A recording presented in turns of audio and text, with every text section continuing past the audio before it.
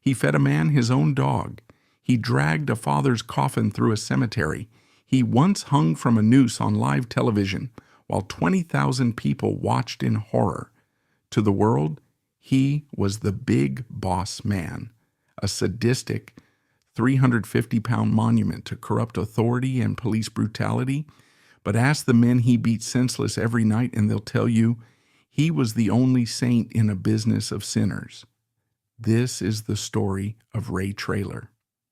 How does a gentle giant from Georgia become the most hated villain in wrestling history, only to die of a broken heart just as he found peace? Ray Washington Traylor Jr. entered the world on May 2, 1963, and from the very beginning, he occupied more space than anyone else. By the time he was in elementary school, he was already towering over his teachers. In the rough and tumble playgrounds of Marietta, being the biggest kid came with a target on your back. Smaller kids wanted to test you. Bullies wanted to see if the giant would crumble. Ray learned early that his size was a weapon, but it was a weapon he was reluctant to use. Those who grew up with him remember a quiet, almost shy boy. He wasn't the loudmouth pushing people around in the cafeteria. He was the kid who sat in the back observing, uncomfortable with the stares that his physical frame attracted. He had a natural, inherent sweetness that seemed at odds with his formidable appearance. However, the culture of Georgia didn't allow for a passive giant. As he entered adolescence, the social machinery of the South pushed him toward the gridiron. High school football in Georgia is not a pastime, it is a crucible. Coaches saw Ray Traylor and saw a defensive line anchor. They didn't care about his gentle nature, they cared about his ability to stop a running back dead in his tracks. On the field, Ray discovered a different side of himself. When the helmet went on, the shy boy vanished. He learned the physics of violence. He learned that he could move his massive frame with shocking speed. Most boys his size were lumbering and clumsy, tripping over their own feet as their bodies grew too fast for their coordination to keep up. Ray was different. He had the footwork of a dancer and the impact of a freight train. He learned to leverage his weight, to drive his shoulder into an opponent, and to dominate physical space. This was his first lesson in working. He realized he could turn a switch on and off. He could be the monster between the whistles and the gentleman after the game. It was a duality that would define his entire professional life. Graduating high school in the early 1980s, Ray faced the same economic pressure as every other young man in his community. The dream of professional sports was distant, and bills were immediate. He needed a job that utilized his specific assets. He found it in the Cobb County Sheriff's Office.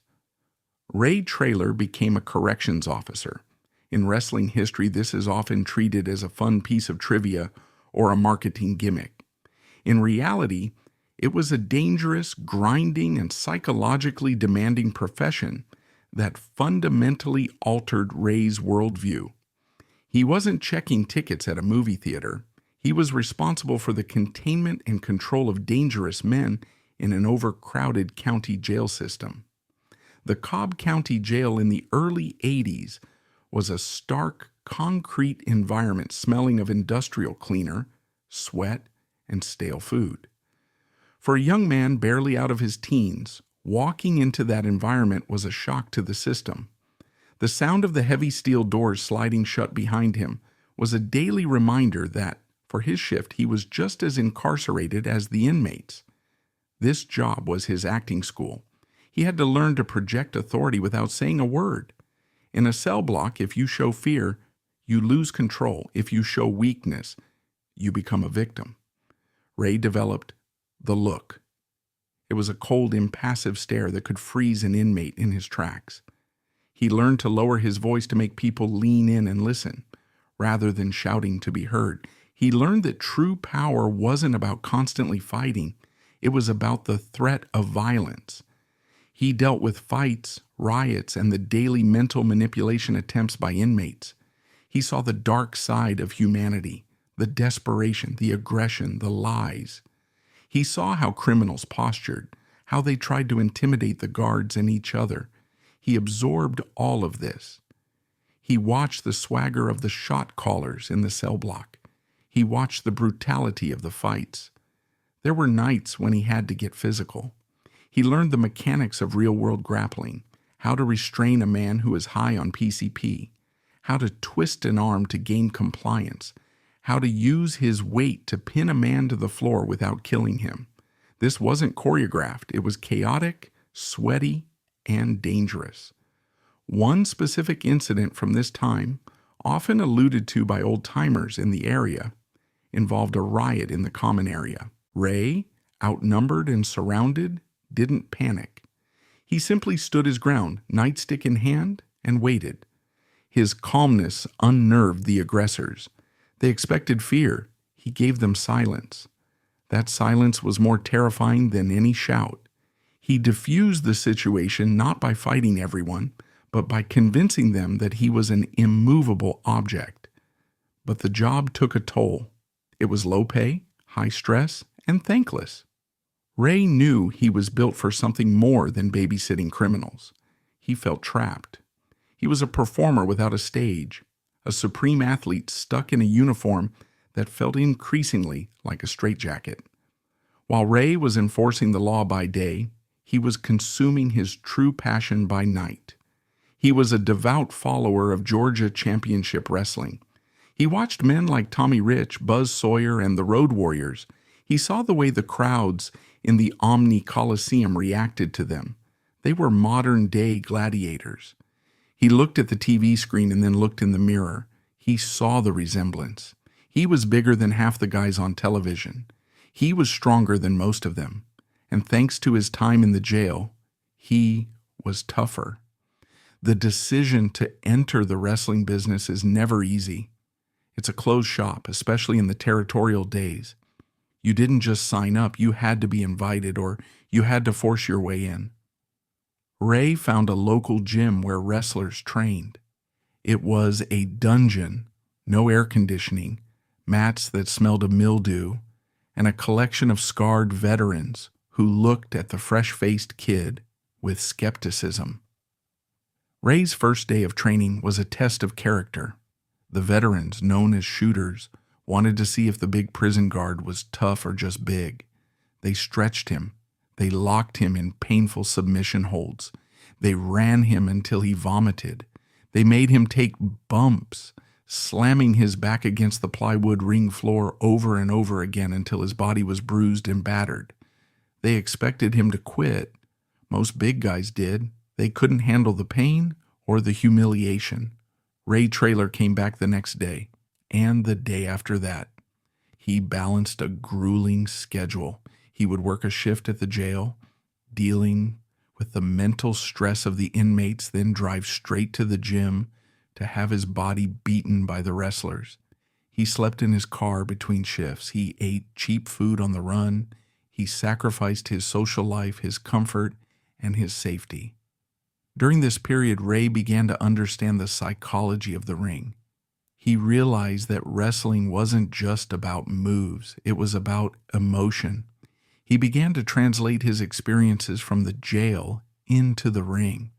When he grabbed a headlock, he did it with the same intensity he used to restrain an inmate. When he glared at an opponent, he used the same eyes that had silenced the cell block. He was a natural. His agility, honed on the football field, shocked his trainers. He could drop kick.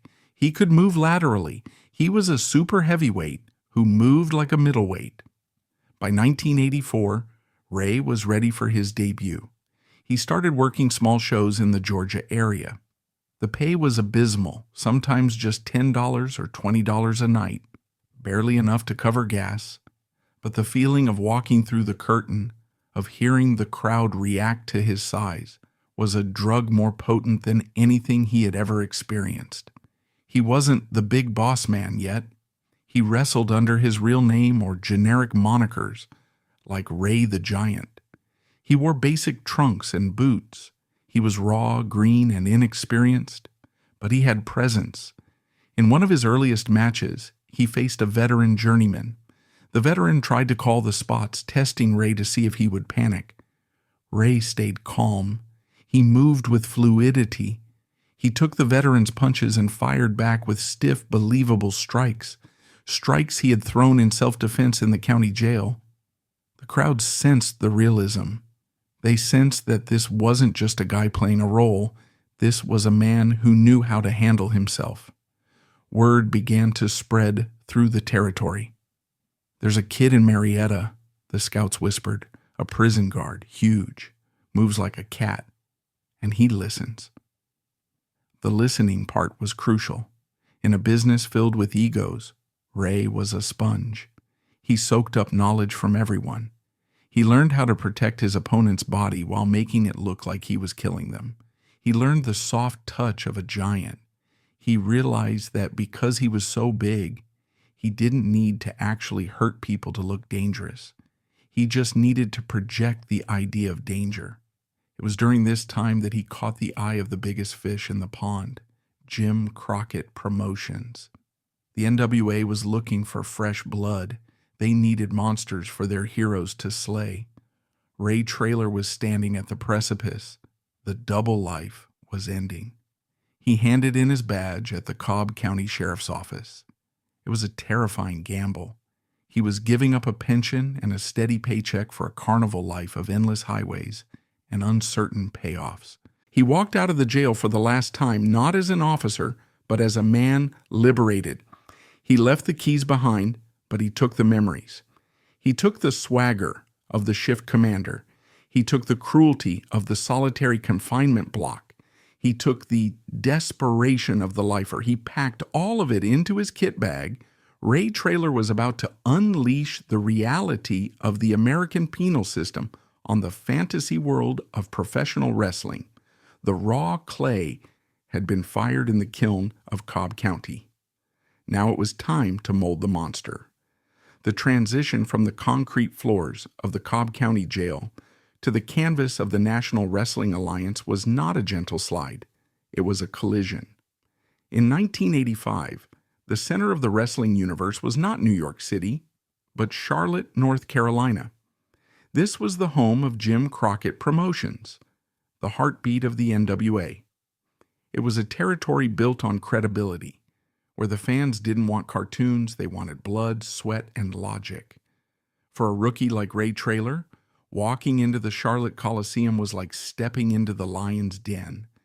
The locker room was populated by the toughest men in the industry: Ric Flair, Arn Anderson, Tully Blanchard, Wahoo McDaniel. These were men who protected their spots with ferocious intensity. They looked at the new kid, the former prison guard from Georgia, and they waited to see if he would break. Ray didn't break. He had left his badge behind, but he carried the discipline of the corrections officer into this new, chaotic world. He arrived at a pivotal moment. The company was looking for a new kind of monster. The era of the fat, immobile heavyweight was dying. The fans were getting smarter. They wanted big men who could move. Dusty Rhodes, the legendary American dream and the creative genius behind the booking of the territory, took one look at Ray Traylor and saw a blank canvas. He saw a man who didn't need to scream to be heard. Rhodes understood that in a business full of shouting maniacs, silence was the most terrifying noise of all. Rhodes stripped away the generic wrestling gear. He told Ray to put on a suit. Not a fancy tailored suit like Ric Flair would wear, but a cheap, ill-fitting polyester suit that looked like it had been bought off the rack at a department store clearance sale. He added a fedora hat and a pair of dark, wraparound sunglasses. He gave him a name that sounded like it had been scraped off a dive bar bathroom wall: Big Bubba Rogers. The concept was brilliant in its simplicity. Big Bubba Rogers was not a wrestler initially. He was a personal security detail. He was the hired muscle for Jim Cornette, the loudmouth, tennis racket-wielding manager of the Midnight Express. Cornette was the most hated man in the territory, a rich mama's boy who incited riots wherever he went. He needed protection. He needed a wall. Ray Traylor became that wall. This role was a masterclass in psychology. For almost a year, Ray barely wrestled a sanctioned match. His job was to stand at ringside, arms crossed, impassive behind his dark glasses, while Cornette screamed insults at the crowd. It sounds easy, but it is one of the hardest skills in the industry. Ray had to project an aura of absolute menace without moving a muscle. He had to make the fans believe that he was a coiled spring, ready to snap at any moment. He used his experience from the prison yard. The 1,000-yard stare he had perfected on the inmates was now directed at the front row of the Greensboro Coliseum. The chemistry between Cornette and Traylor was electric. Cornette was the frantic energy, the mouth that wouldn't stop running. Traylor was the silent anchor. When a fan would try to jump the guardrail, which happened frequently in the heated atmosphere of mid-'80s Southern wrestling, Traylor didn't wait for security. He handled it. He moved with a speed that shocked people. One moment he was a statue, the next he was a blur of motion intercepting the intruder with legitimate force. These unscripted moments of violence added a layer of realism to the character that you couldn't write. The word got out. Don't mess with the guy in the suit. He isn't playing. Inside the ring, when he was finally unleashed to interfere in matches, Traylor introduced a style that was devastatingly effective. He didn't use fancy holds. He used brute force. His signature move during this time was the Bubba Slam, a sidewalk slam, where he would catch a charging opponent and drive them into the mat with the full weight of his body. It looked car crash violent. He also utilized a simple, sickening uppercut.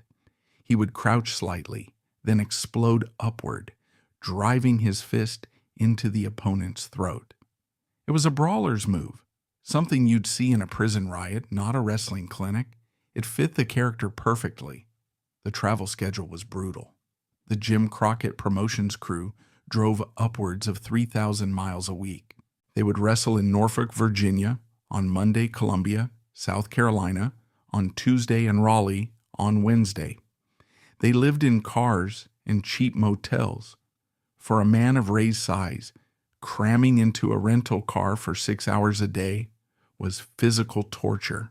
His knees ached, his back stiffened, but he never complained. He was paying his dues. In the car rides, he listened to the veterans. He learned how to manage his money, how to read a crowd, and how to protect himself from the political backstabbing that defined the wrestling business. He also learned the art of the bump. Taking a fall on a wrestling ring is not like falling on a mattress. It is plywood and steel covered by a thin layer of canvas. Every time Ray dropped his 300-plus pounds to the mat, it was like a minor car accident. He learned to disperse the impact, to land flat, so that the shock waves spread through his fleshy parts rather than shattering his bones. But the accumulation of trauma was already beginning. The knees that had supported him on the football field were now absorbing punishment nightly. By 1986, the leash was taken off. Big Bubba Rogers began competing in matches, specifically the bunkhouse stampedes, wild battle royal-style brawls where wrestlers wore street clothes and used weapons. These matches were designed for Traylor. He looked like a natural brawler. He would enter the ring with his shirt sleeves rolled up, looking like a man who had just clocked out of a factory shift and was looking for a fight. He tossed smaller men over the top rope as if they were children. He absorbed chair shots to the head without flinching. He was building a reputation as a monster heel, a villain who was physically superior to the heroes. His primary rivalry during this time was with the rock stars of the tag team division, the Rock and Roll Express. Ricky Morton and Robert Gibson were the perfect foils for Traylor. They were small, fast, and sympathetic. The visual of the massive big Bubba Rogers decimating the tiny Ricky Morton drew legitimate heat. Fans wanted to see the giant topple. They paid their hard-earned money hoping to see someone, anyone, knock the sunglasses off his face. This period was critical for his development because it taught him how to work with smaller opponents. In wrestling, it is the big man's responsibility to be the base. He has to be the sturdy foundation that the high flyers can launch off of. Ray was an exceptional base. He was solid as a rock. When a wrestler jumped at him, Ray caught them. He never let anyone fall. He protected his opponents with a tenderness that contradicted his character's viciousness. In the locker room, this earned him immense respect. The boys knew that if they were working with Ray, they were safe. He might slap the taste out of your mouth to make it look good for the cameras, but he wouldn't drop you on your head. However, the crowded roster of Jim Crockett Promotions was becoming a problem. The company had acquired so much talent that even a performer as unique as Traylor was fighting for airtime. Dusty Rhodes had many favorites, and the political landscape was shifting. Ray, always astute about the business side of things, realized that to truly break out, he might need to leave the nest. He didn't want to be just a bodyguard forever. He wanted to be a champion. In 1987, an opportunity arose in the form of the Universal Wrestling Federation. Run by the legendary tough guy Bill Watts, the UWF was based in Oklahoma and Louisiana. It was a territory known for its snug style. Wrestling speak for hitting hard. Watts loved big men. He loved toughness. He saw Ray Traylor's work in Charlotte and saw a potential world champion. The decision to leave JCP was a gamble, but it was a calculated one. Ray knew he had the tools. He had the Bubba gimmick, which he took with him. He arrived in the UWF not as a rookie, but as a rising star. The UWF was a different animal. The production was grittier. The camera angles were tighter. The microphones were louder. Here, Ray Traylor was allowed to speak. And when he spoke, he surprised everyone. He didn't have a classic wrestler voice. He didn't shout and scream like Hulk Hogan. He spoke with a deep, smooth, southern drawl. He sounded like a corrupt sheriff or a shady used car salesman. He sounded real. It was in the UWF that he engaged in a career-defining feud with the one-man gang, George Gray. Gray was another super heavyweight, a massive biker from the streets of Chicago. The collision between Big Bubba Rogers and one-man gang was like Godzilla meeting King Kong. The ring shook when they locked up. But what made it special was that Traylor was undeniably the better athlete. He could do things Gray couldn't. In a match that stunned the territory, Traylor defeated one-man gang to win the UWF Heavyweight Championship. It was his first major title. The image of Ray Traylor holding that belt, sweat pouring down his face, his chest heaving, was the validation of every sacrifice he had made. He wasn't just a bodyguard anymore. He was the man. The championship run proved he could carry a company. He main evented shows against Dr. Death, Steve Williams, and Ted DiBiase. He learned how to pace a 20-minute match, how to tell a story that had peaks and valleys, rather than just a quick squash. He was becoming a complete worker. But the wrestling landscape was shifting tectonically. The WWF up north, run by Vince McMahon, was swallowing up territories. They were looking for stars to feed their national expansion. They wanted characters. They wanted giants. They wanted men who could work. Vince McMahon's scouts were watching. They saw the tapes of Big Bubba Rogers. They saw a 350-pound man who moved like a cruiserweight. They saw the charisma. They saw the discipline. And they saw a backstory, the former prison guard from Cobb County.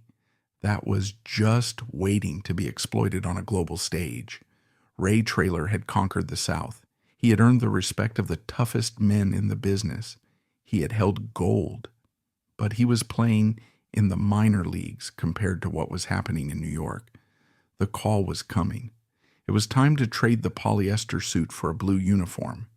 It was time to go back to jail, but this time, the whole world would be watching. In 1988, the World Wrestling Federation was not just a wrestling company. It was a pop culture juggernaut that had swallowed the territorial system whole. To enter the offices of Titan Towers in Stamford, Connecticut, was to step onto a different planet than the smoke-filled arenas of the South. Vince McMahon, the architect of this new world, was looking for a specific aesthetic. He wanted characters that could pop off a television screen, figures that could be made into action figures, lunchboxes, and cartoons. He wanted archetypes. When Ray Traylor walked into that office, Vince didn't see a wrestler. He saw a ready-made villain. He saw the embodiment of the state's crushing power. The pitch was simple, almost elegant in its directness. Traylor would not be an ex-wrestler. He would be an active-duty corrections officer from Cobb County, Georgia, moonlighting in the WWF to teach law and order to the unruly masses. The transformation was total. The cheap suits of Big Bubba Rogers were burned. In their place came the uniform that would define a generation: the tight powder blue police shirt, the black tactical pants with the yellow stripe, the mirrored aviator sunglasses that hid the eyes, and the dedicated badge. But the most important prop was the nightstick. In Traylor's hands, it wasn't a prop. It was a wand of intimidation. He twirled it with a dexterity that betrayed hours of idle practice during long, boring nights in the guard shack. He was christened the Big Boss Man. The genius of the character lay in its grounding. While other wrestlers were portrayed as zombies, birdmen, or maniacal barbers, the Boss Man was frighteningly real. Every person in the audience, from the blue-collar dad to the rebellious teenager, had an inherent fear of the police. Traylor tapped into that primal anxiety. When his music hit, Hard Time, a slow grinding blues riff, and he slowly stalked to the ring, pointing that nightstick at fans, the reaction was visceral. Traylor's ascent was meteoric. In the WWF, you were judged by who you worked with, and Traylor was immediately placed at the top of the card. He was paired with his old rival from the UWF, one-man gang George Gray. But in the cartoon logic of the WWF, Gray had been repackaged as Akeem, a white man who believed he was African, complete with tribal dancing and dashikis. It was absurd, offensive, and somehow completely magnetic. Together, they were the Twin Towers, two giants totaling over 800 pounds of humanity, managed by the Doctor of Style Slick, a jive-talking manager who served as the perfect mouthpiece. Akeem provided the comedy and the splashing size. Boss Man provided the legitimate menace and the athleticism. Their purpose was singular: to destroy the mega powers. Hulk Hogan and Macho Man Randy Savage were the gods of the industry, holding the WWF Championship in a stranglehold of popularity. To threaten them, you needed monsters that even Hogan couldn't simply knock down. The Twin Towers were those immovable objects. The rivalry defined 1988 and early 1989. It wasn't just about matches, it was about moments. The most iconic occurred during Saturday night's main event. In a scene that traumatized a generation of children, Boss Man did the unthinkable. He handcuffed Hulk Hogan to the ring ropes. In the mythology of the 80s, Hogan was Superman. He was invincible. But seeing him shackled, helpless, his arms stretched wide, while Boss Man and Akeem beat him mercilessly with nightsticks, shattered that illusion. It was a shocking display of vulnerability. Traylor's performance in that segment was chilling. He didn't rush. He delivered each blow with the methodical precision of a man who had done this before in a cell block where no cameras were rolling. This angle was the catalyst for the most famous story in wrestling history, the explosion of the Mega Powers. The beating Hogan took led to Savage's jealousy, the fracture of their friendship, and eventually the main event of WrestleMania 5. Ray Traylor was the wedge that drove the biggest stars in the world apart. The feud culminated in a series of steel cage matches against Hogan. These matches are historically significant because they showcase Traylor's frightening athleticism. A cage match usually limits a big man, confining him to a small box. For Traylor, it was a playground. In one legendary spot, Hogan performed a superplex on the Boss Man off the top of the 15-foot high steel cage.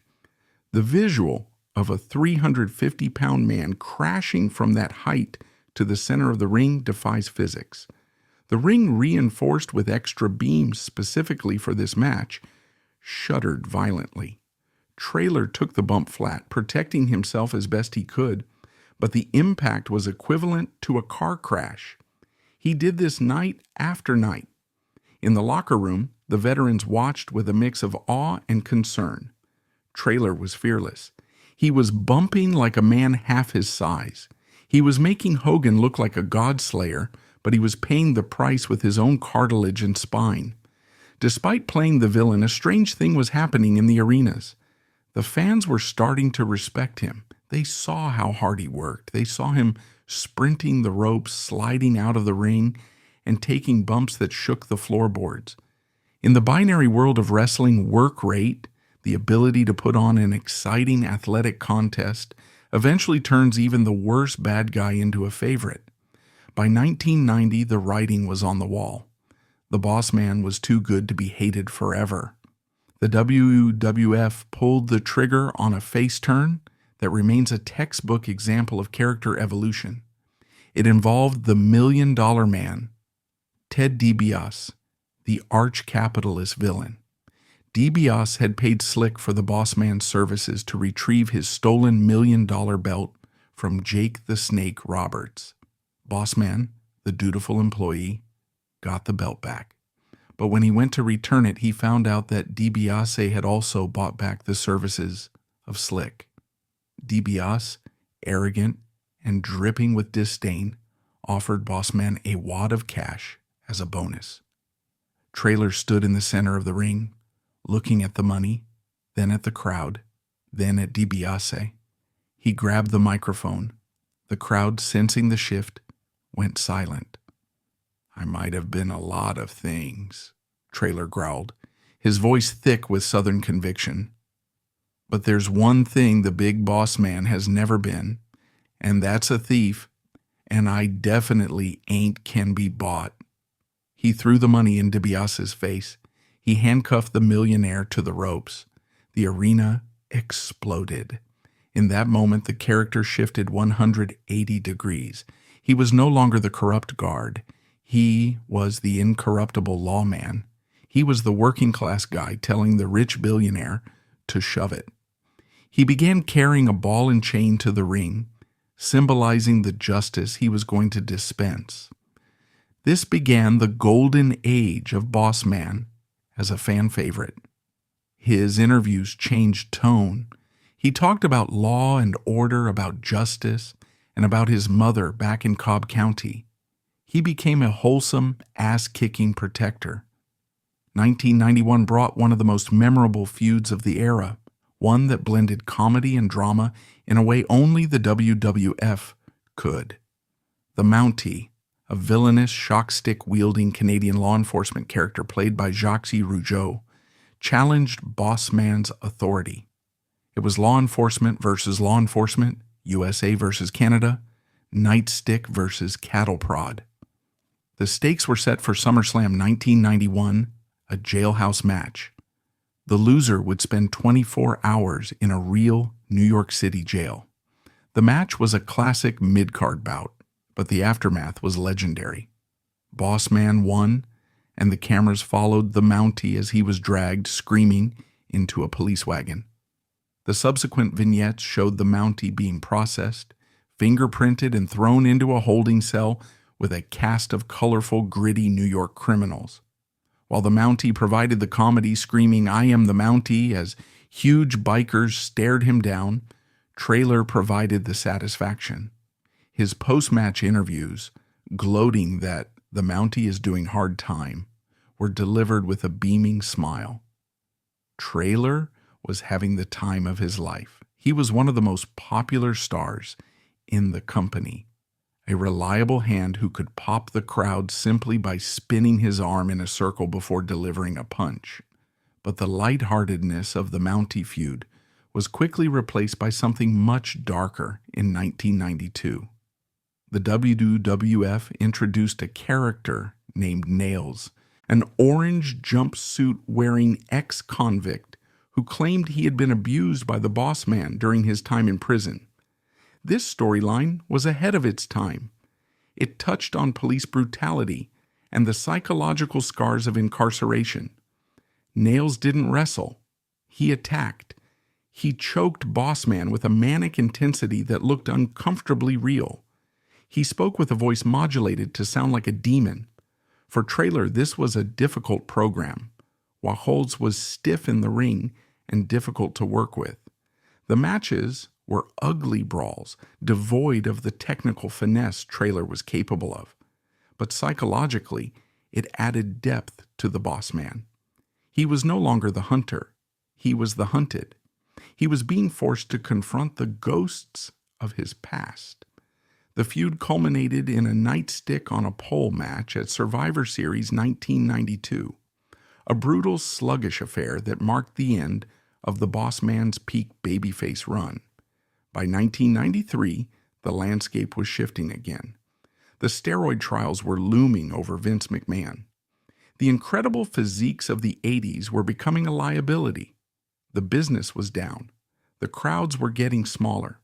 Ray Traylor was tired. He had been on the road for nearly a decade straight. His knees were grinding bone on bone. His weight, always a struggle, fluctuated wildly. The WWF asked him to lose more weight, to change his look, to take a pay cut as business declined. He looked around the locker room. His friends were leaving. Andre the Giant, a close friend and mentor to Traylor, had passed away. The fun was draining out of the business. Ray Traylor was a loyal soldier, but he was also a businessman with a family to support. When his contract came up for renewal, the numbers didn't make sense. He felt he had given everything to the boss man character.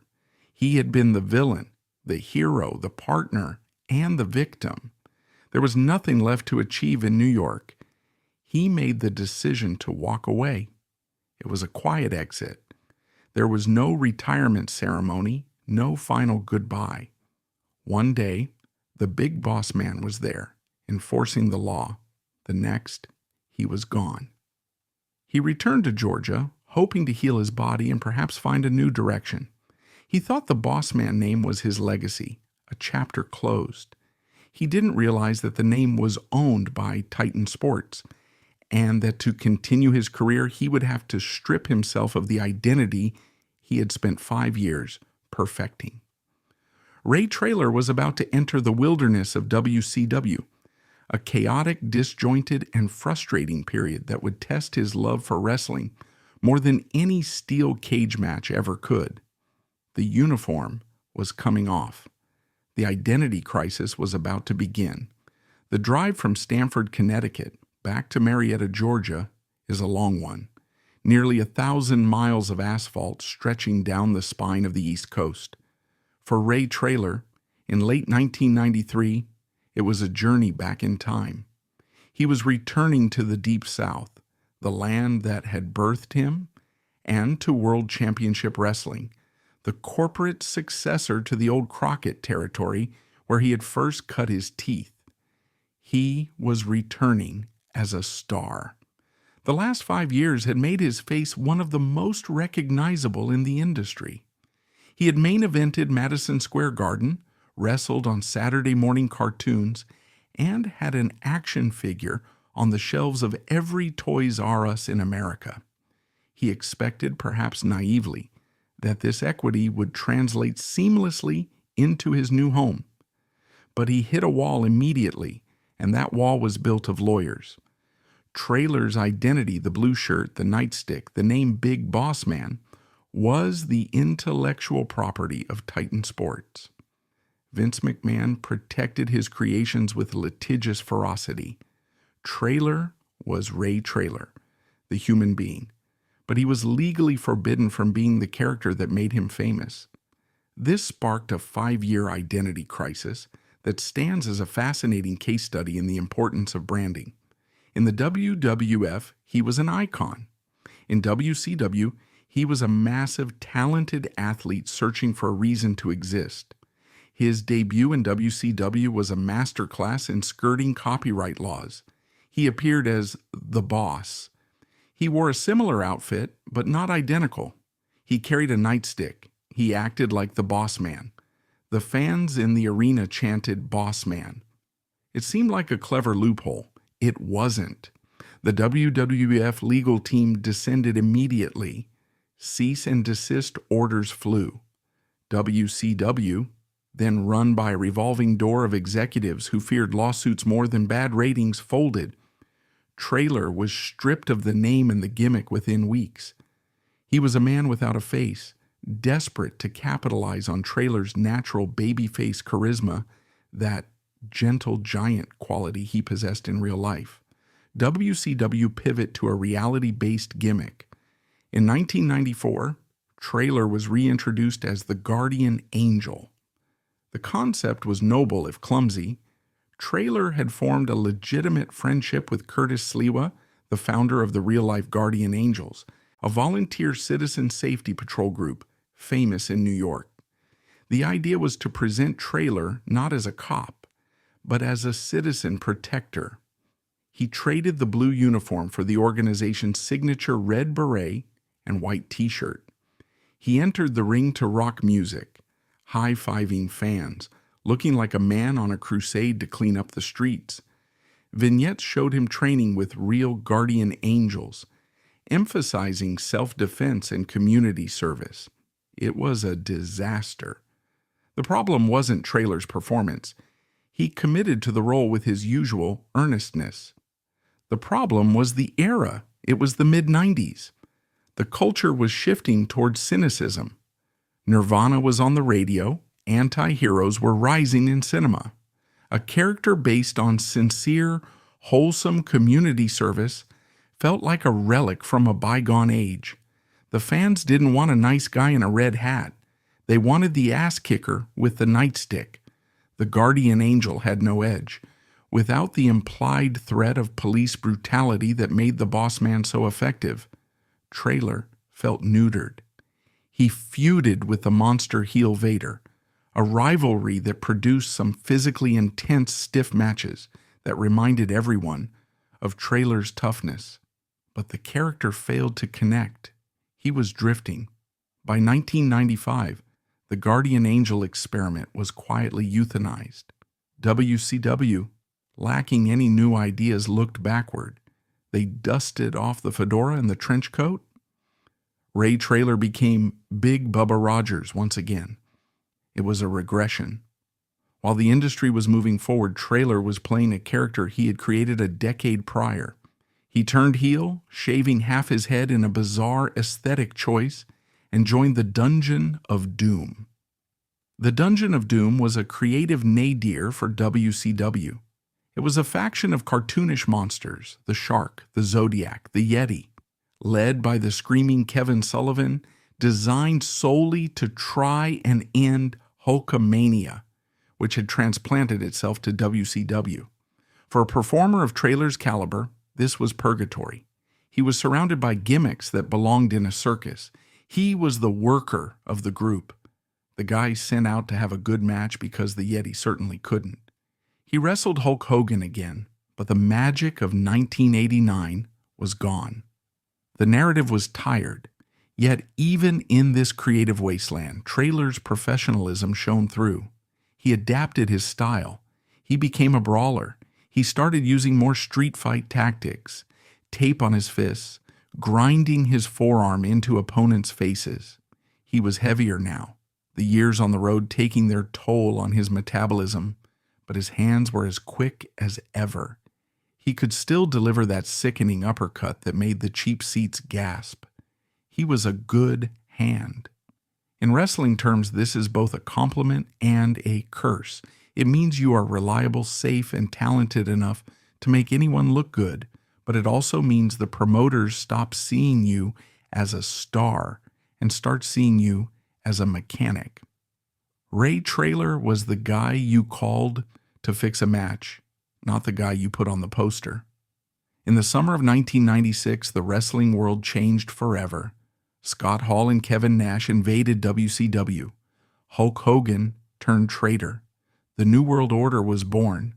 Realism, coolness, and rebellion became the new currency. The NWO was the cool table in the cafeteria. Everyone wanted in. For Ray Traylor, joining the NWO offered a lifeline. It was a chance to shed the cartoon baggage of the Dungeon of Doom and be part of the hottest thing in television. He joined the faction as their enforcer. For a brief period, Big Bubba Rogers looked relevant again. He wore the black and white t-shirt. He stood behind Hogan and Nash during the interviews, looking menacing in black sunglasses and a backwards cap. He was heavy, but the NWO was a hierarchy. At the top were Hogan, Hall, Nash, and later Syxx and Randy Savage. Below them was a sprawling mass of mid-carders, Scott Norton, Vincent, Buff Bagwell, and Traylor. They were the B team. Traylor was used as fodder. When the NWO needed to lose a match to keep the top stars strong, Traylor took the pin. When the NWO needed to swarm the ring and get beaten up by Sting, Traylor took the bat shots. There was a palpable sense of frustration during this period. You could see it in his body language. He was sharing a locker room with guys making millions of dollars who couldn't lace his boots when it came to in-ring ability, yet he was relegated to the background. The political landscape of WCW was toxic. It was friends hiring friends, and while Traylor was well-liked, he wasn't part of the inner circle of power brokers who decided the storylines. In 1997, a spark of the old fire returned. The NWO storyline required internal conflict. The writers decided to kick Traylor out of the group. In a segment that felt surprisingly real, Traylor stood up to the NWO. He refused to be paralyzed by the paralysis of analysis. He tore off the NWO shirt. For a few months, Ray Traylor wrestled simply as Ray Traylor. No gimmicks, no costumes. Just a big, angry man from Georgia who was tired of being pushed around. The crowd responded. They remembered him. They cheered for the veteran standing his ground against the cool heels. He had a brief, intense feud with the NWO, particularly engaging in street fights where he utilized weapons and brawling tactics. He had a particularly memorable run with the Steiner brothers, acting as their partner. Seeing Traylor stand alongside Scott and Rick Steiner, two legitimate tough guys, validated his status as a shooter. It was a glimpse of what could have been if WCW had simply let him be a serious, dangerous heavyweight. But WCW in 1997 and 1998 was a chaotic mess. Storylines were started and dropped within weeks. The roster was bloated with over 200 wrestlers. Traylor would be featured on Monday Nitro one week, then disappear for a month. He was lost in the shuffle. By early 1998, Ray Traylor's contract was ticking down. He was 35 years old. In the wrestling business of the past, that was considered prime, but in the fast-paced, high-risk style of the late 90s, he was aging. He looked at the landscape of WCW. Goldberg was rising. The cruiserweights were flying. The main event was locked down by millionaires with creative control clauses. There was no room for him to move up. He was stuck in a glass ceiling made of bad booking. Meanwhile, he watched the television monitors backstage. He saw what was happening up north. The WWF was no longer the land of plumbers and clowns. Stone Cold Steve Austin was drinking beer and stunning people. The Rock was electrifying crowds. Mr. McMahon had become the greatest villain on TV. The WWF had become dangerous again. It had become hard. Traylor missed the structure of the WWF. He missed Vince McMahon's decisive leadership. In WCW, you had to fight to get a meeting with the boss. In the WWF, the boss was in the gorilla position every single night. Ray knew his value. He knew he was one of the best big man workers in history. He knew he could still go. He just needed a fresh coat of paint. He needed to go home. He let his WCW contract expire. He didn't make a fuss. He didn't burn bridges. He simply packed his bags, put his family in the car, and waited for the phone to ring. He didn't have to wait long. Vince McMahon needed soldiers for the war against WCW. He needed someone he could trust. He needed a bodyguard. But he didn't want the friendly Cobb County cop from 1991. He didn't want the goofy guardian angel. He wanted something darker. As Ray Traylor prepared to return to the WWF in late 1998, he was about to undergo the most radical transformation of his career. The smiles were gone. The blue shirt was gone. The boss man was coming back. But this time, he wasn't there to enforce the law. He was there to break it. When Ray Traylor walked back through the curtain of the World Wrestling Federation on October 12, 1998, the world had tilted on its axis. The arena didn't look the same. The crowd wasn't filled with children waving foam fingers. It was packed with college students, bikers, and rebels wearing Austin 316 shirts. The air was thick with a different kind of energy, aggressive, sexualized, and dangerous. This was the Attitude Era, a cultural phenomenon that had turned professional wrestling from a niche spectacle into the highest-rated program on cable television. To survive in this new ecosystem, the big boss man of 1991 had to die. The friendly, blue-shirted, smiling lawman who high-fived kids was obsolete. In his place stood a figure stripped of all warmth. Traylor emerged wearing an all-black SWAT-style tactical uniform. He wore combat boots, cargo pants loaded with pockets, a flak jacket, and black leather gloves. The mirrored sunglasses were back, but they no longer signaled a cool cop. They signaled a faceless, soulless mercenary. He didn't dance. He didn't high-five. He walked with a military cadence flanking the owner of the company, Vince McMahon. He had been hired as the head of security for the corporation, the villainous faction that represented the man in the war against the rebellious Stone Cold Steve Austin. This rebranding was a masterstroke. It took the core truth of Ray Traylor's history, his background in corrections and law enforcement, and filtered it through the dark lens of the late 90s.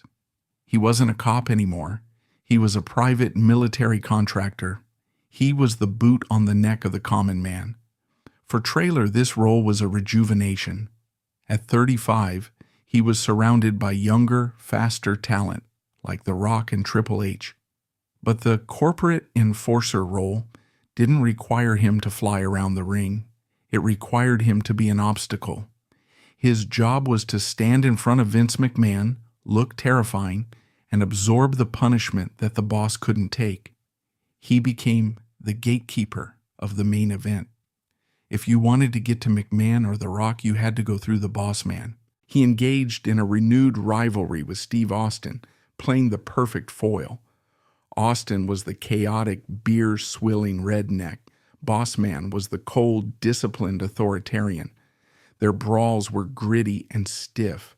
Traylor was willing to take the stunner night after night, bouncing off the ropes and crashing to the mat with a velocity that made the move look like a cannon shot. While his main role was protecting the boss, Traylor found a second home in the newly created hardcore division.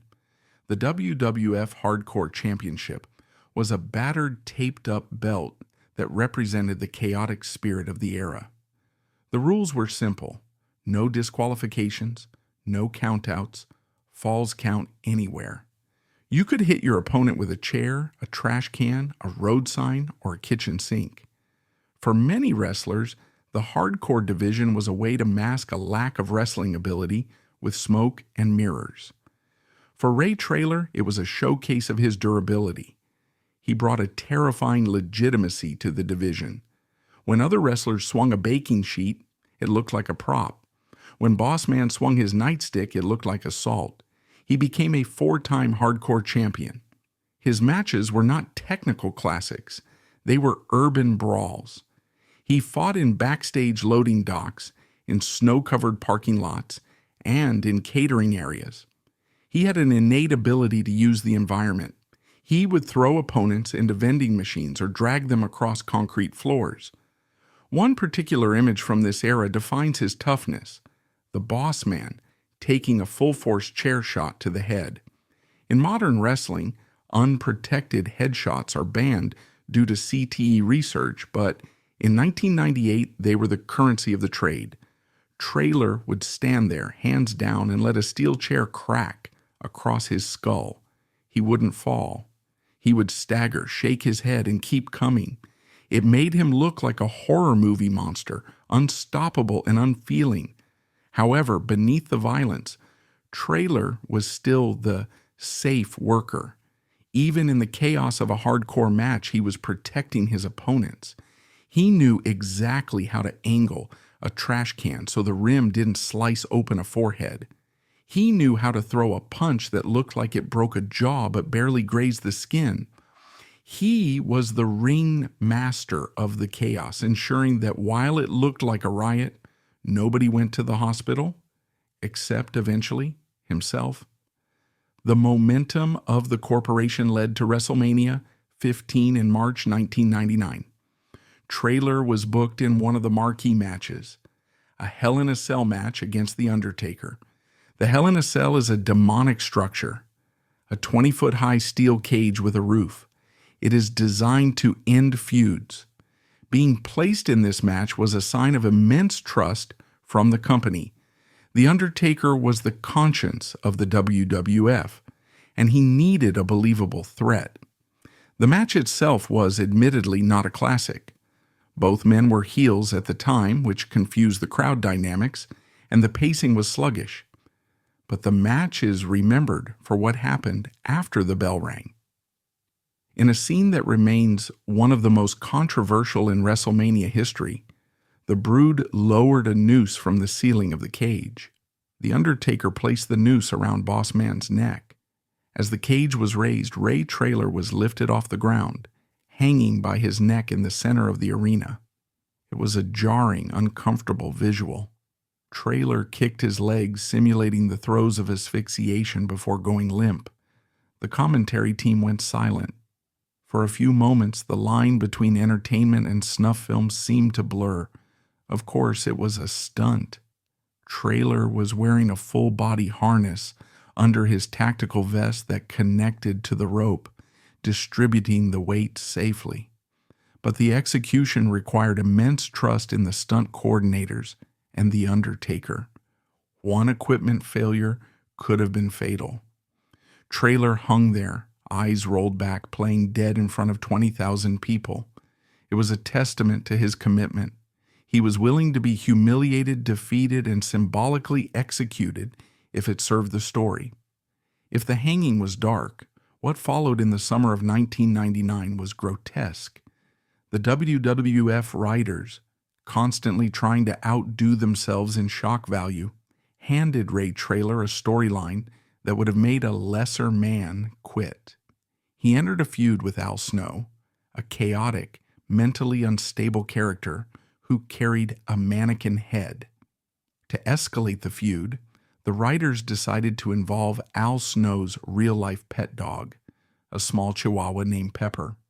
The storyline began with Boss Man kidnapping the dog. It was standard villain behavior, holding something hostage to get a title shot.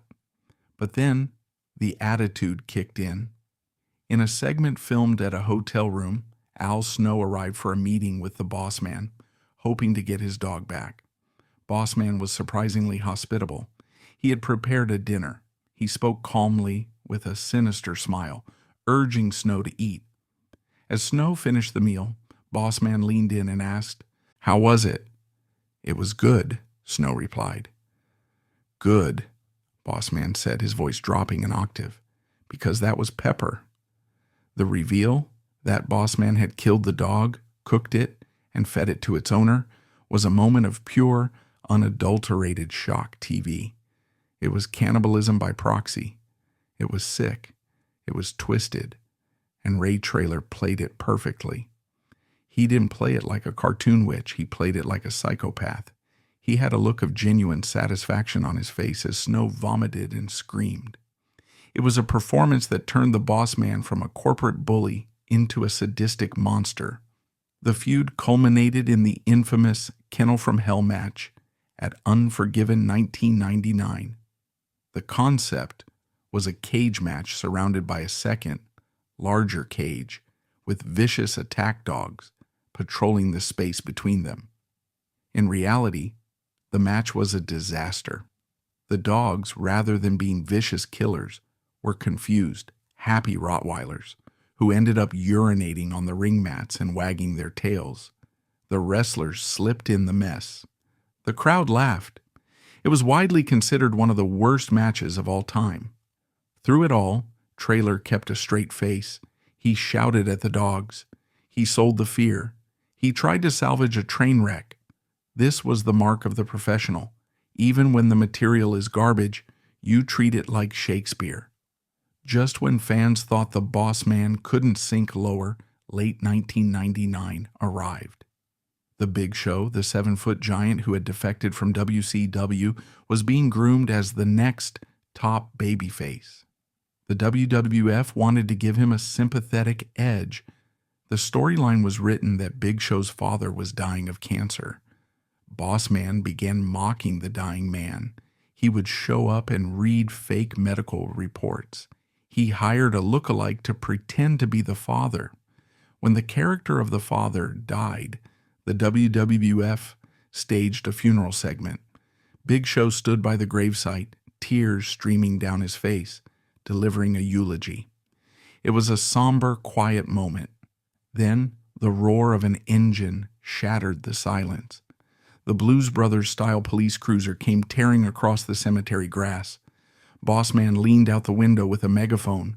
"Big Show," his voice boomed, echoing off the tombstones. "You're a big, nasty bastard, and your mama said so." He proceeded to recite a poem so offensive, so tasteless, that it circled back around to being hilarious.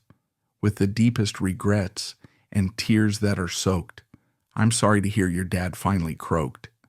Big Show, enraged, leaped onto the hood of the car. Boss Man floored it, but he had rigged a chain from his bumper to the coffin.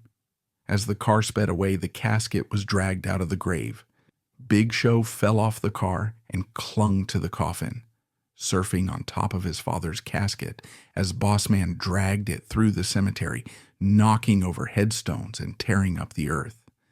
It was the absolute peak of Attitude Era excess. It was sacrilegious. It was disrespectful. And it is one of the most replayed clips in WWE history.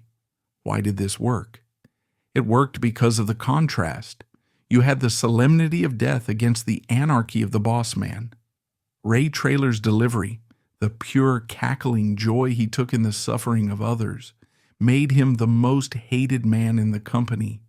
He wasn't trying to be cool.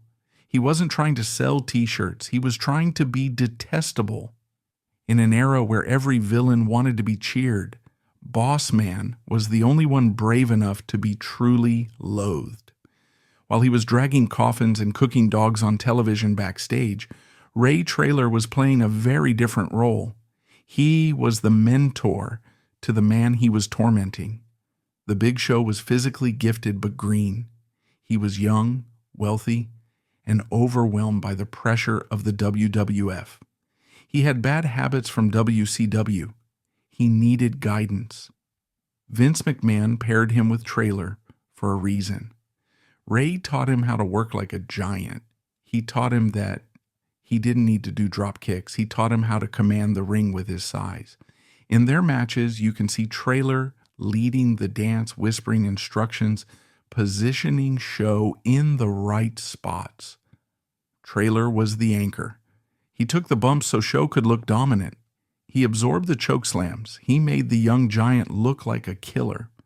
The feud, despite its tasteless elements, succeeded in establishing Big Show as the WWF Champion later that year. This was the hidden value of Ray Traylor. He was a creator of stars. He took the wildest, most difficult creative instructions and executed them without ego, all while training the next generation in real time. He was the engine room of the Attitude Era, dirty, loud, essential, and largely unappreciated until the smoke cleared. As the millennium turned, the Attitude Era began to fade. The shock value was wearing off. The industry was looking for the next evolution, ruthless aggression. The roster was getting younger, faster, and more athletic. Ray Traylor was nearing 40. His body, battered by 15 years of high-impact collisions, was sending him warning signals. The sun was beginning to set on the career of the man from Cobb County. But he had one last run left in him, one final chapter where he would transition from the monster in the ring to the teacher behind the curtain. As the calendar turned to the year 2000, the cultural landscape of professional wrestling was shifting beneath Ray Traylor's feet. The chaotic, crash TV anarchy of the Attitude Era was beginning to stabilize into something slicker, faster, and more athletic. The World Wrestling Federation was being invaded by a new breed of performer. Men like Chris Jericho, Kurt Angle, Eddie Guerrero, and Chris Benoit were redefining what a main event match looked like. They were technical wizards, moving at a speed that defied the laws of physics. In this new ecosystem, Ray Traylor, now approaching his late 30s, was a relic. He was a dinosaur walking among cheetahs. His knees, ground down by 15 years of carrying 330 pounds across canvas and concrete, were protesting with every step. His cardio, once the envy of the big man division, was harder to maintain against opponents who seemingly never breathed heavy, yet Vince McMahon knew the value of a dinosaur. You don't discard a monster just because the ecosystem changes. You repurpose him. Traylor transitioned into the role of the gatekeeper. In wrestling lore, the gatekeeper is the final exam for a rising star. If a young wrestler could have a good match with the boss man, if they could sell his offense, overcome his cheating, and look believable beating him, they were ready for the main event. He was paired with a young, towering athlete named Bull Buchanan. Buchanan was physically impressive, tall, athletic, and explosive, but he lacked personality. The pairing was a classic wrestling trope, the wily veteran teaching the ropes to the raw rookie. They dressed in matching SWAT gear, a visual passing of the torch. Watching their matches from this period reveals a masterclass in ring psychology. Traylor did very little running. He didn't have to. He cut off the ring. He used his eyes. He used the timing of his punches. He guided Buchanan through the matches, whispering instructions, positioning him to look like a monster. He was coaching on live television, but the audience could see the cracks. The boss man was slower. The bumps were harder to get up from. The nightstick twirl, once a blur of intimidation, was a little less crisp. He was still a featured performer, but he was sliding down the card. He was no longer the threat to the World Championship. He was the obstacle to be overcome in the second match of the night. One of Traylor's final significant contributions to the on-screen product involved the return of Stone Cold Steve Austin in late 2000. Austin had been out for nearly a year with severe neck issues. His return was the biggest story in the industry, but Austin was fragile. His neck was a ticking time bomb. One bad pile driver, one sloppy slam, and he could be paralyzed. He needed opponents who were safe. He needed guys who could make violence look real without actually inflicting trauma. He needed Ray Traylor. In the house show loops, the untelevised events that make up the bulk of a wrestler's schedule, Austin worked extensively with Boss Man. These matches were not about 5-star ratings. They were about protecting the company's biggest asset. Traylor treated Austin like fine china. He bumped all over the ring for the Rattlesnake, feeding him comebacks, taking the stunner, and ensuring that Austin could get his groove back without risking his life. This is the invisible work of the professional wrestler. There are no awards for safest opponent. There are no highlight reels of neck protection. But in the locker room, this cemented Traylor's legacy. He was the insurance policy. By 2001, the writing was on the wall. The influx of talent from the purchased WCW and ECW meant the roster was bloated. There were simply too many wrestlers and not enough TV time. The big boss man character had run its course. The SWAT gear was tired. The gimmick felt played out. In late 2001, Ray Traylor was quietly pulled from television. But he wasn't fired. The WWE had a different use for him. They sent him to Kentucky. Ohio Valley Wrestling in Louisville was the WWE's primary developmental territory. It was the farm system.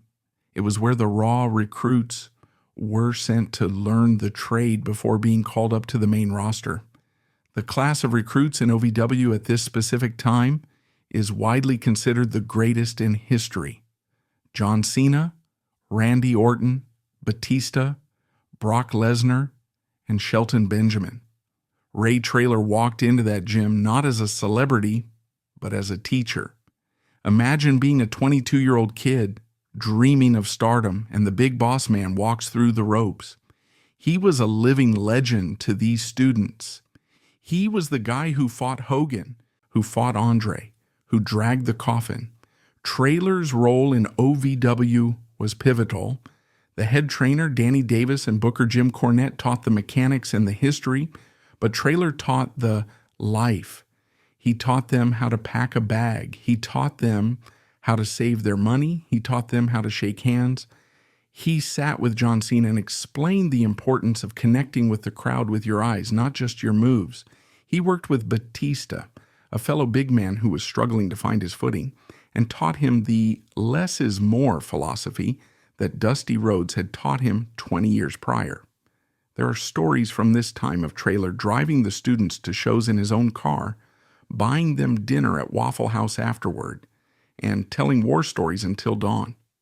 He wasn't bitter about being demoted from the main roster. He didn't have an ego. He saw himself in these hungry kids. He was particularly close to the big men. He taught them that being big wasn't enough. Any goof can be big, he would say. You have to be a big man who can work. He emphasized mobility. He emphasized safety. He tried to instill the discipline of the Cobb County jail into the chaotic minds of young athletes. For a year, Ray Traylor was the professor of the squared circle. He was shaping the future of the industry. Every time you see Randy Orton effortlessly glide across the ring, or John Cena command a stadium with a look, there is a tiny piece of Ray Traylor's DNA in that performance. In 2003, the inevitable happened. The WWE was cutting costs.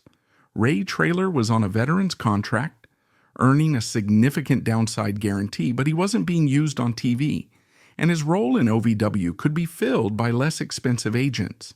He was released. There was no tribute show on Monday Night Raw. There was no retrospective video package set to emotional music. After nearly 15 combined years of service to the McMahon Empire, after being one of the most recognizable faces of two separate boom periods, Ray Traylor was simply let go. It is a cold business. The phone rings, you get the news, and you pack your gear. For Ray, it was a moment of mixed emotions. He was tired. His body was a wreck. He had missed birthdays, anniversaries, and first steps. He had 2 daughters growing up in Georgia who barely knew the man behind the sunglasses. The release was a rejection, yes, but it was also a liberation. He went home to Dallas, Georgia. He returned to the house he had bought with his wrestling money, a beautiful home, a symbol of his success. He reconnected with his wife, Angela, his childhood sweetheart, who had stuck by him through the madness of the road. He tried to find normalcy. He invested in real estate. He looked into opening a storage business. He wanted to be a regular member of the community. But the itch doesn't leave you that easily. A wrestler doesn't just stop. The adrenaline is a physical addiction. The roar of the crowd is a chemical high that real life cannot replicate. In late 2003 and early 2004, Traylor accepted bookings in Japan for the International Wrestling Association. Japan is a different world for wrestlers. The fans there treat the sport with a reverence akin to sumo. They respected Traylor not for his gimmicks, but for his size and his toughness. He wrestled as Big Boss Man. He was slower now, much heavier. The crispness was gone. Watching the footage of these final matches is poignant. You see a man relying entirely on instinct. His body can't do what his mind wants, but he knows where to be. He knows how to engage the crowd. He is a lion in winter, scarred and limping, but still a lion. He also worked the independent circuit in the United States. These were small shows in high school gyms and county fairgrounds, a far cry from the Pontiac Silverdome or Madison Square Garden. It can be depressing to see a legend signing autographs at a folding table in a gymnasium. But Traylor didn't see it that way. He saw it as a victory lap. He was kind to every fan. He let kids wear the handcuffs. He twirled the nightstick. He took photos. He was accessible in a way he never could be during the height of his fame.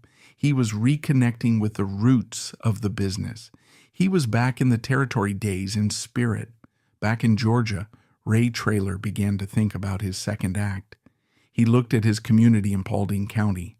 He saw the same issues he had seen growing up, the need for infrastructure, the need for honest leadership. He made a surprising decision. He decided to run for public office. He announced his candidacy for the commission chairman of Paulding County. It wasn't a publicity stunt. He was serious.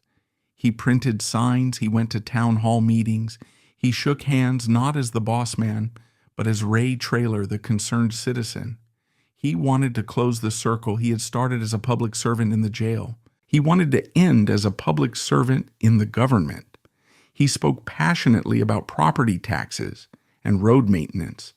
It was surreal for locals to see the man who fed Al Snow his own dog now debating zoning laws with a straight face. But beneath the optimism of the campaign, a dark physical reality was lurking.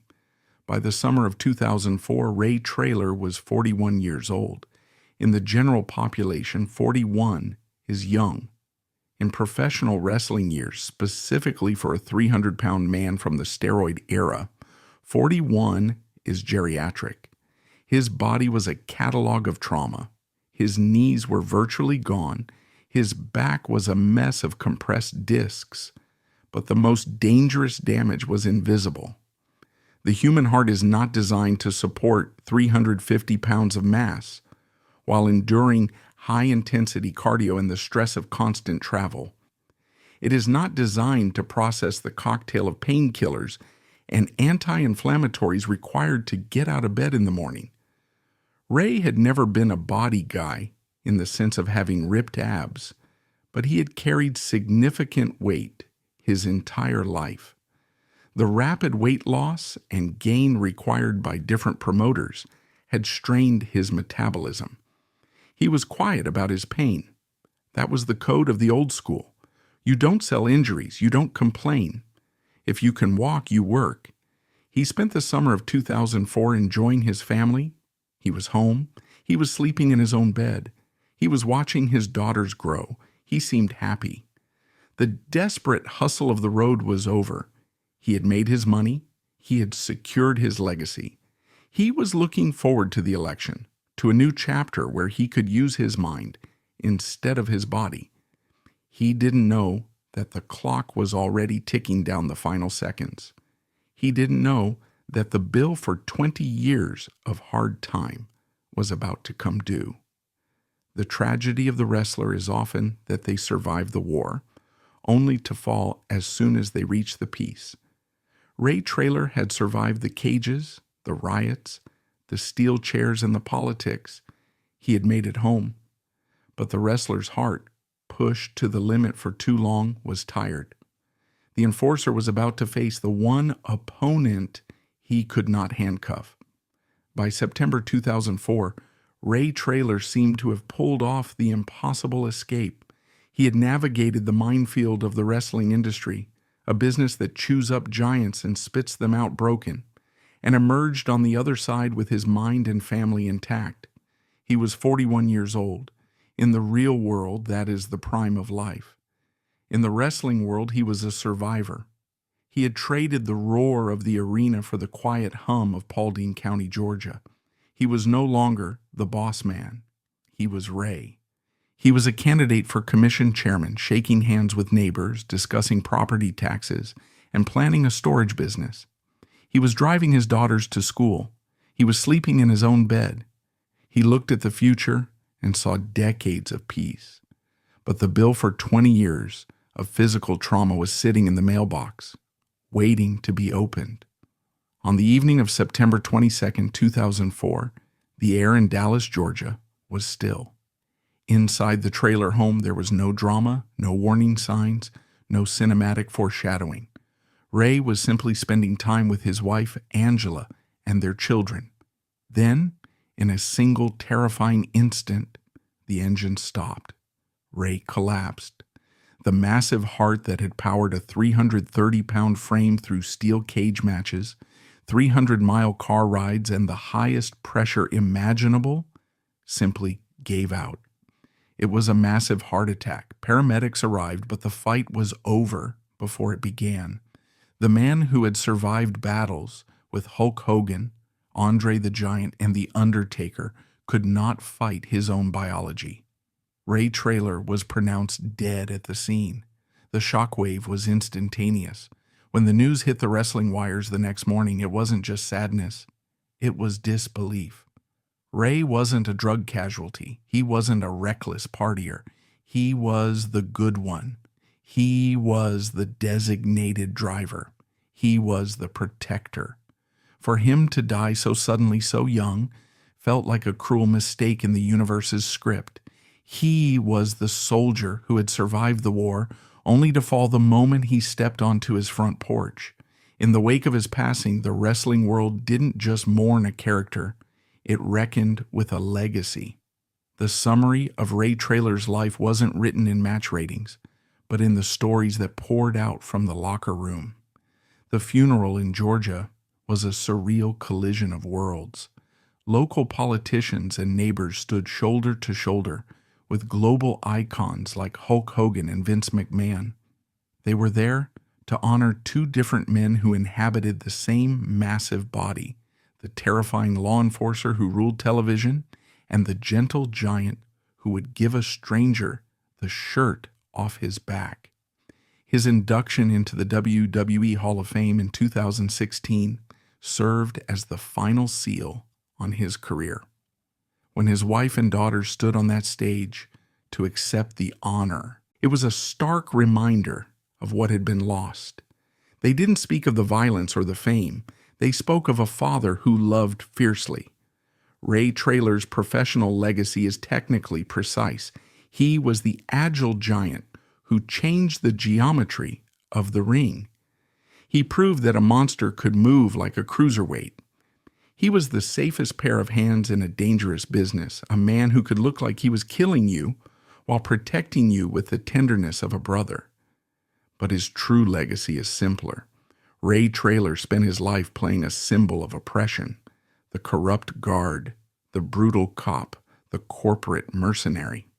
He made millions of people hate him, but in doing so, he allowed the heroes to shine. He was the darkness that made the light visible. He served his hard time with grace, dignity, and a professionalism that has never been matched. The uniform is retired. The nightstick is still. But the legend of the boy from Cobb County who conquered the world remains untouchable. Ray Traylor has left the building.